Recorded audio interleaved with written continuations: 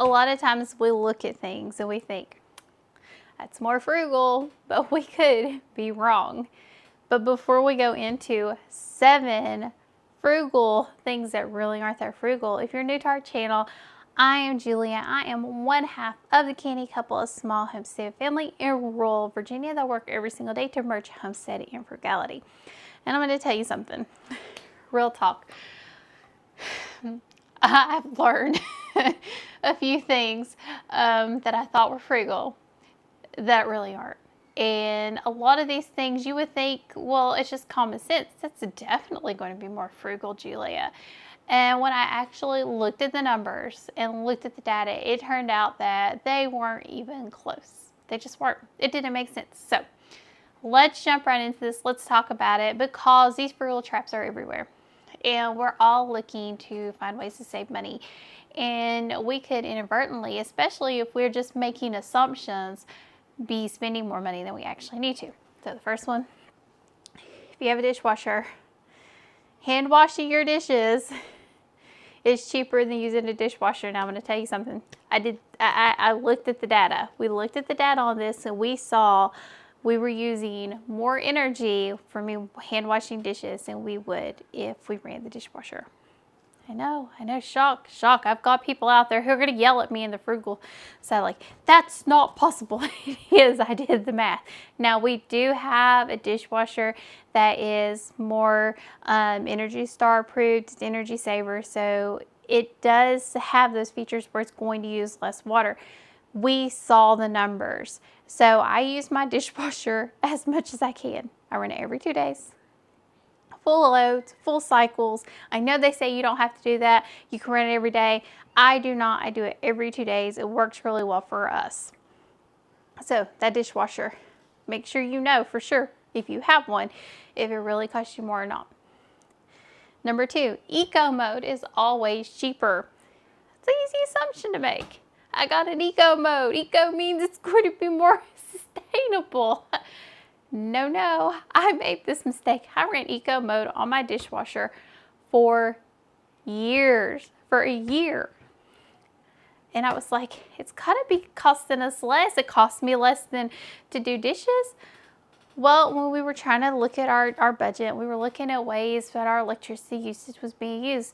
I went back and I looked at those numbers and I said, look at the numbers for this time frame if I run the dishwasher on eco mode, especially on our hot water heater, because we have a smart hot water heater, one of the hybrid ones, and Eric can go in and look and see how much we were using. So we were actually using twice as much energy on eco mode versus running it on a shorter time cycle. So eco mode for us is 130 minutes. If I do an hour run, that's 60 minutes.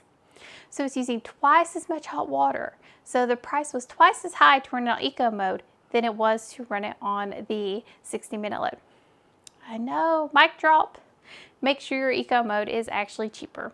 Now, how can you test this? Well, with the dishwasher, we're looking at our numbers. We're looking at the data for the things that we can. Sometimes you can't do that. Sometimes it's a little harder. If you don't have access, you can use a kilowatt meter. We'll tell you this can be so handy, but definitely try to check those numbers as much as you can. If our backwoods electric company gives us access, I was saying most people do have access to those numbers. You could look, write it down. I will literally write it on our little to-do sheet on the refrigerator, and I will say, if we're really tracking, I'll be like, okay, ran the dishwasher at 5 o'clock, ran the washing machine at 11 o'clock. I tell you, our washing machine sips energy, sips it, but I do the same load, same way every single time. I've not really tested if I did a shorter load, what would happen. I need to do that. So make sure you're looking at those things. Replacing older items will save you more money. Older appliances. So most of the time this is true. When we switched our refrigerator, if you look back to any really old videos out there, you will notice that my refrigerator was a cream, top freezer, bottom fridge, and it was a lot smaller than what we have now. Well, we have been talking about replacing our downstairs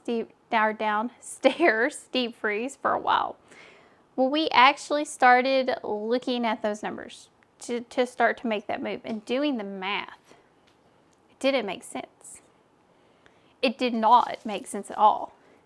While that deep freeze is old, probably 20 to 30 years old, the amount of energy it's actually using compared to what we would get for one that is similarly sized, we would have taken us years to recoup the cost of the new freezer.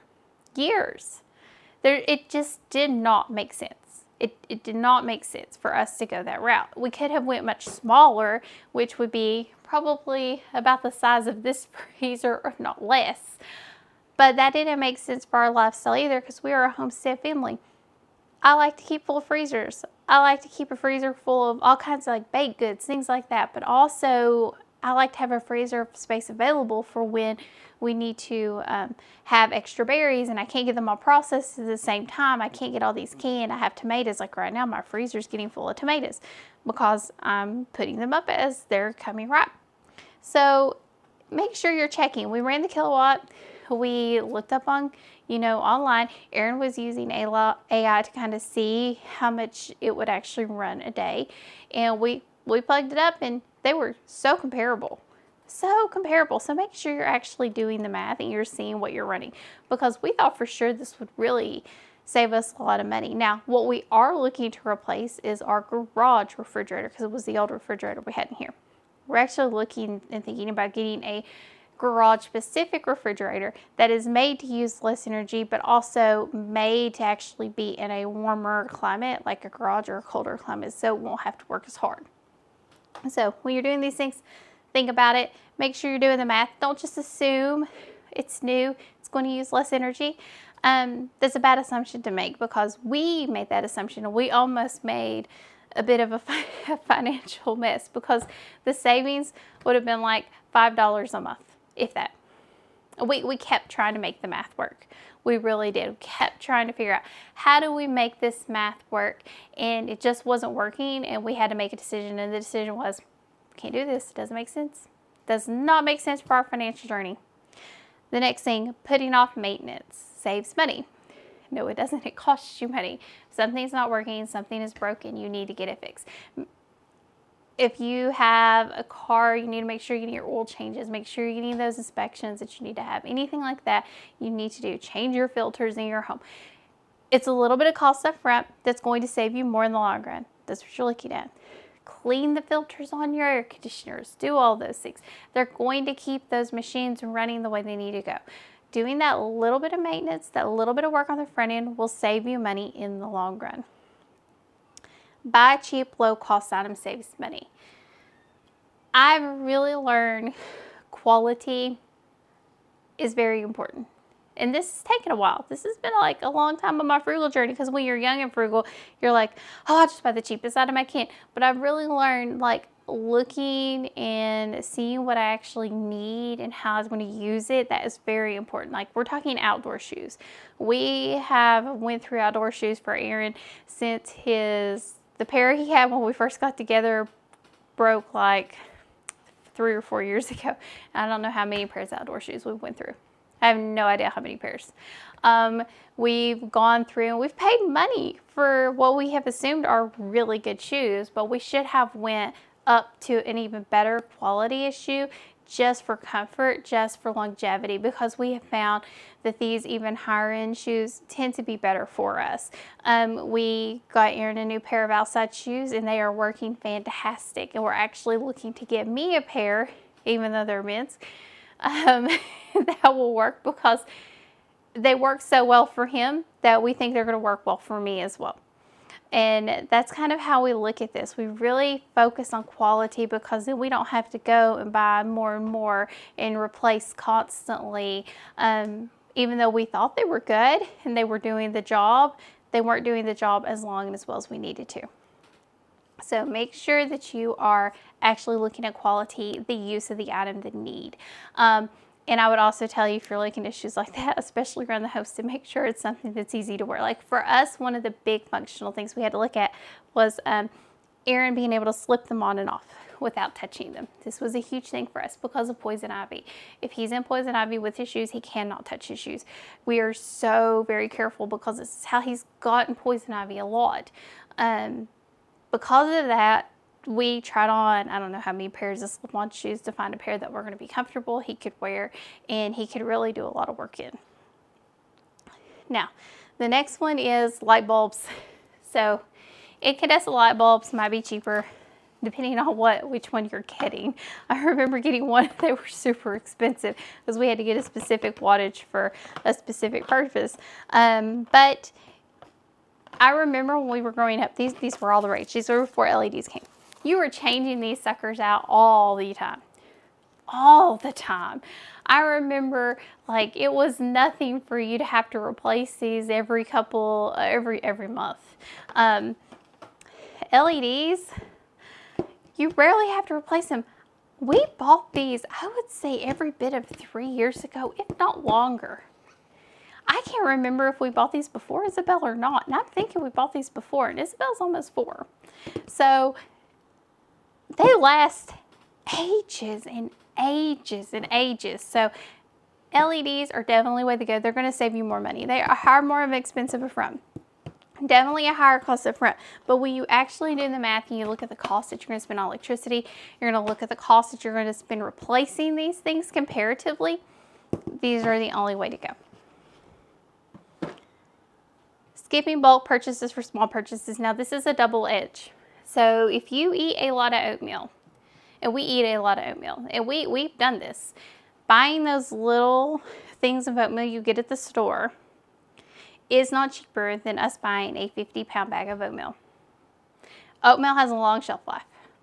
It really does. So me buying that little container and buying 5 or 6 of them at a time at $4 to $5 at a time was not cheaper compared to buying a big bag. A big bag, I can get them for 60 cents a pound, which was about as good as I'm going to get. So make sure you are actually looking at and doing it. Now, you don't buy in bulk if it's not an item you're going to need enough of, or it's not an item that you like to eat. So if you don't eat a lot of rice, buying a 5-pound bag of rice might be all you need. I wouldn't go buy the 50-pound bag of rice or the 25-pound bag of rice. I would only buy the 5-pound bag of rice. Now, we eat a lot of rice, so for us, buying in bulk makes sense. We don't eat a lot of lentils. So for me, I pick up a bag of lentils here or there. They're a good shelf-stable food. It's good to have. I can throw a few in soups and things like that. But I don't eat 50 pounds of lentils. There's just no reason for that for us. We don't eat them. Why would I buy them? Doesn't make sense. So make sure you're doing this to where it actually works for your family, because when you buy in bulk over small quantities, you can save money, but you can also cost yourself money. You have to really know your family, what your family needs is. And every single family is different. And I think this is something we do not stress enough in the frugal world. Everybody's family's needs is different, and the way your family runs is different. I get to run my dishwasher every other day. If you are a family of 5 or 6, you probably don't get to run your dishwasher you have to run it every day. You might have to run it twice a day, and it still might be cheaper than running the water 2 or 3 times a day to wash a sink full of dishes. I will say part of maintenance is one of the things we do, we have very hard water. Very hard water, and this really worried me with our machines that we use, because it was like, I've got these machines, we have hard water, it was going to destroy them. I use certain things to help mitigate that hard water monthly, and that has really worked well for us, and our machines still work really, really well. A lot of people might not have used this method to maintain, especially in our homestead circles. They would kind of be like, I don't know about this, this might be toxic. But for me, the use of these little tablets makes so much more sense than me having to replace or repair. And we actually save money in the long run because the dishwasher is so much cheaper for us. So you've got to do what's right for you and your family. So let me know in the comments below. Have you noticed like any other data-driven items? Like you're like, why is this costing me more? And it doesn't make sense to you. Have there been other things that you thought were frugal that actually turned out not to be? Let me know in the comments below. As always, make sure you like and hit the subscribe button. That would really help us out. And make sure you check out our Linktree with all of our other content. And as always, thank you for joining us on the Canny Couple, where we work hard, live simple, and enjoy life. Have a wonderful day.